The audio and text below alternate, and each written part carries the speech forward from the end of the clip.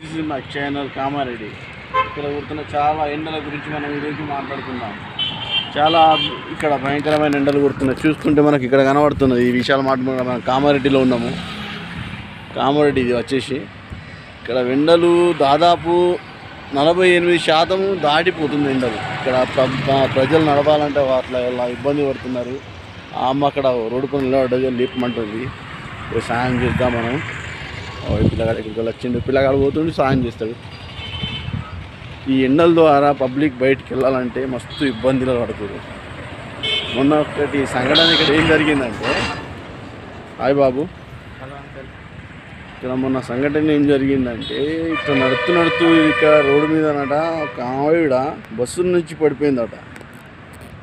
Bus నుంచి పడిపోతే ఇది వచ్చేసి నిజాం సాగర్ రోడ్, కామారెడ్డి. అయినా అన్నట్టు తట్టుకోవాలని ఎండలు కొడుతున్నాయి. ఇక్కడ చాలా చాలా బాగా ఘోరంగా ఎండలు ఉన్నాయి.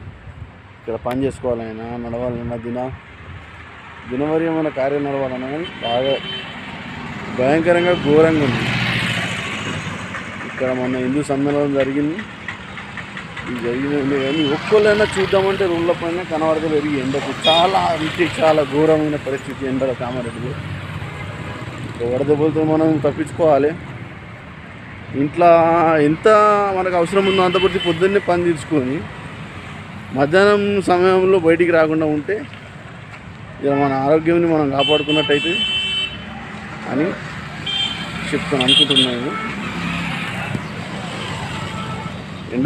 వడదెబ్బలు తగిలి ఇక్కడ చాలా భయంకరమైన సంఘటనలు జరుగుతున్నాయి. వివరంగా చెప్పాలంటే మనకు ఎంత అవసరం ఉంటుందో అంతే ఎండలో తిరగాలి. ఎండ కాకముందే మన పనులు తీర్చుకొని వెళ్ళిపోవాలి.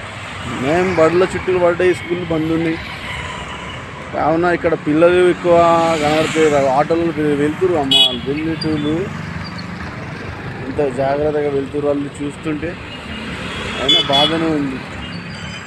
ఈ బండ్ల మీద బైక్ల మీద పోయేటోళ్ళకి ఈ రోడ్డు మీద ఎంత 48 డిగ్రీలు చాలా కామారెడ్డిలో ఎండ. ఇక్కడ పని చేసుకుని ఇట్లా వెళ్ళేటోళ్ళు ట్రాక్టర్ వాళ్ళ మీద ఉన్న వాళ్ళకు ఎండలో నేర్చుకుని ఇవ్వాలంటే ఓకే రక్షణలు చాలా భారీగా భయంకరంగా ఉంది. ఎండలతో జాగ్రత్తగా ఉండండి. నా ఛానల్ని ఫాలో అండి సార్, చేసుకొని ఈ రోజుకి ఈ వీడియోలు ఇంతకీ నమస్తే.